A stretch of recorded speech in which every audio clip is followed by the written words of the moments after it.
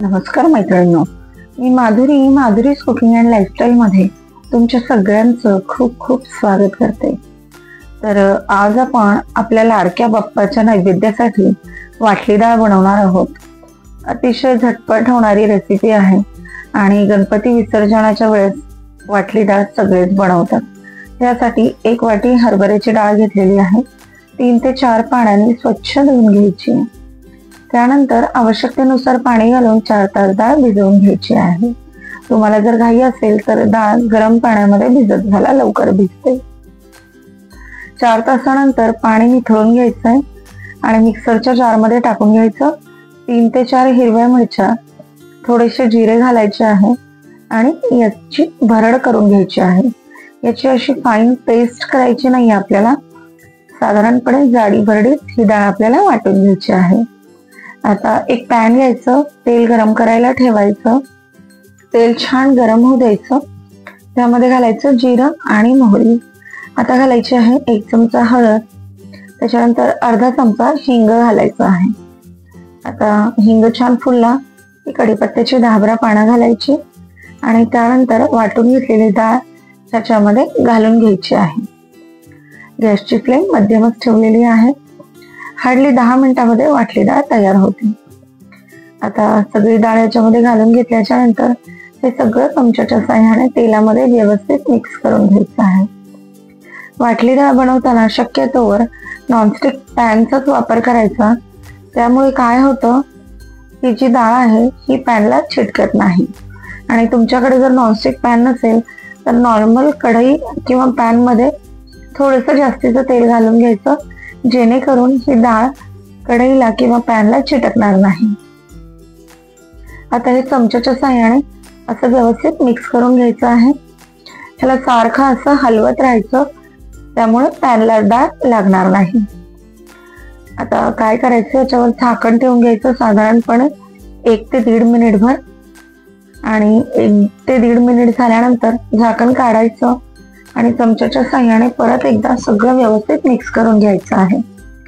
जसं जसं ह्यातलं मॉइश्चर कमी होतं, याला वाफ बसते, तसं तसं डाळीला कोरडेपणा यायला सुरुवात होते आणि वाटली डाळ ही अगदी मस्त मोकळी फडफडीत असते।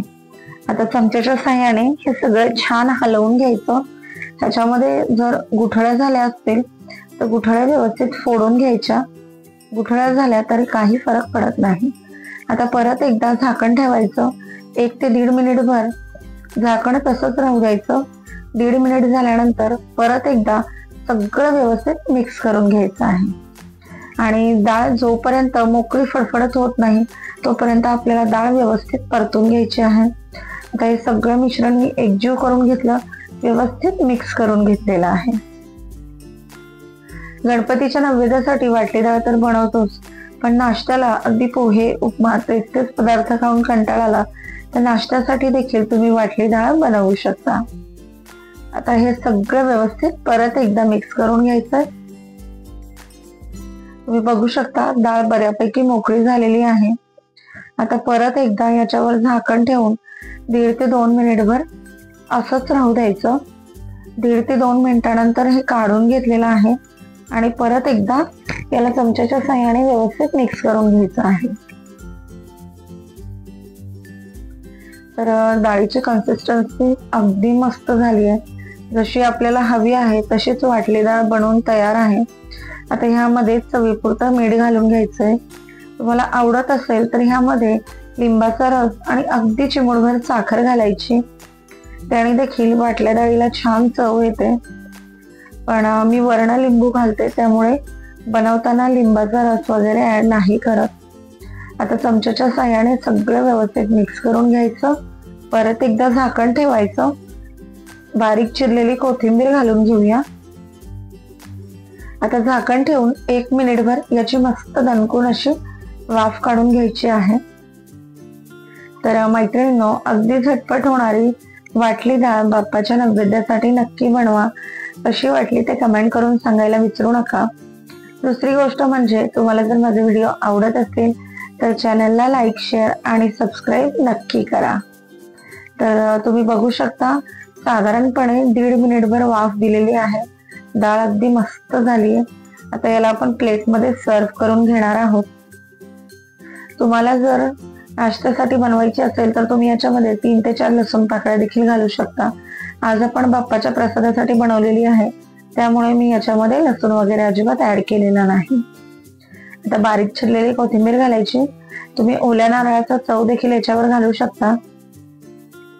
लिंबाची फोड द्यायला अजिबात विसरायचं नाही. तर मैत्रिणींनो, वाटली डाळ नक्की बनवा. कशी वाटली ते कमेंट करून सांगायला विसरू नका. आणि भेटूया माझ्या पुढच्या एका अशाच नवीन रेसिपीच्या व्हिडिओमध्ये. तोपर्यंत खूप खूप खूप धन्यवाद.